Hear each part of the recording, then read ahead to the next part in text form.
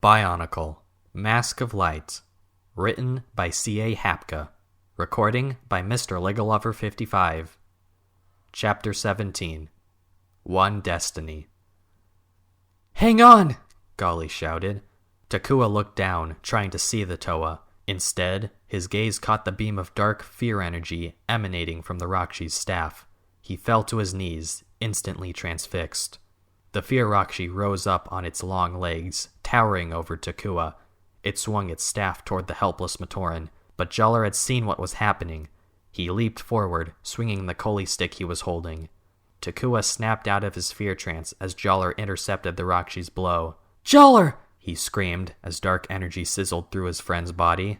The fear Rakshi turned toward him, its eyes glittering wickedly, but before it could strike again, Golly and Pohatu leaped in and grabbed it by the arms. Takua dropped the mask, racing over and cradling his fallen friend.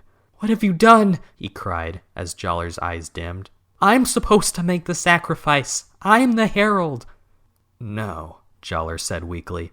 "The duty was mine. You know." He paused, gathering the last scraps of his fading strength. He took in a ragged breath. "Who you are," he whispered faintly.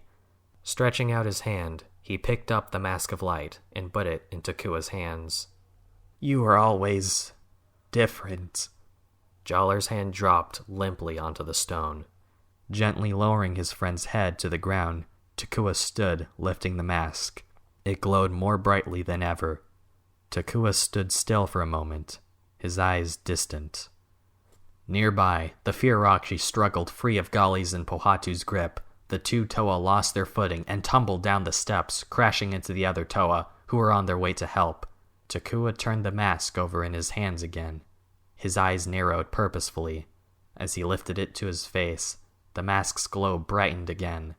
As it made contact with his own mask, it burst forth with brilliant beams of white light. He was the seventh Toa. He could feel his body transforming as the mask's power flooded through him. He became taller, stronger, brighter. Light emanated from him, freezing the fear Rakshi in its tracks. The other six Toa gazed up at him in awe. They fell to their knees. "Hail, Brother Toa!" they said in one voice. Takua stared at his own hand, which glowed white-hot with light energy. He picked up Jaller's Koli stick, and a small spark jumped from his hand to the stick, transforming it into the Koli staff of light. He turned to face the other Toa, his eyes filled with awe and power. "I am Takanuva," he declared, "Toa of Light." As the white light bursting from him illuminated the entire temple, he bent and picked up Jaller's body. He carried it down the steps, past the other Toa. Each of them raised his or her weapon in salute, then followed the Toa of Light, with their heads solemnly bowed. The next morning, Takanuva stood gazing down at the Suva-style grave dome that had been raised in a quiet spot overlooking the Kinanui temple. A memorial pillar rose from the top of the dome, and Jaller's mask rested upon it. Turaga Vakama stepped toward the Toa of Light. "You have finally found your own story," he said quietly. "And still you seek answers." Takanuva stared at Jaller's mask. "All this? Just to discover who I am?" Vakama shrugged. "Mata Nui is wiser than all," he replied. "The path you walked was not to be here." He paused and gestured at the temple. "But here." He tapped Takanuva on the chest. "You understand you have but one destiny." Liwa helped Tahu attach a pipe to the vehicle they were building. "How will this way find the Makuta?" he asked. Takanuva stepped forward, holding the 6 Krata in his fist. "What is the Makuta's shall return to him." He inserted the Krata into the slot they'd created for that purpose. They writhed angrily in their restraints. Tahu looked up at the vehicle, which they were calling an Usanui.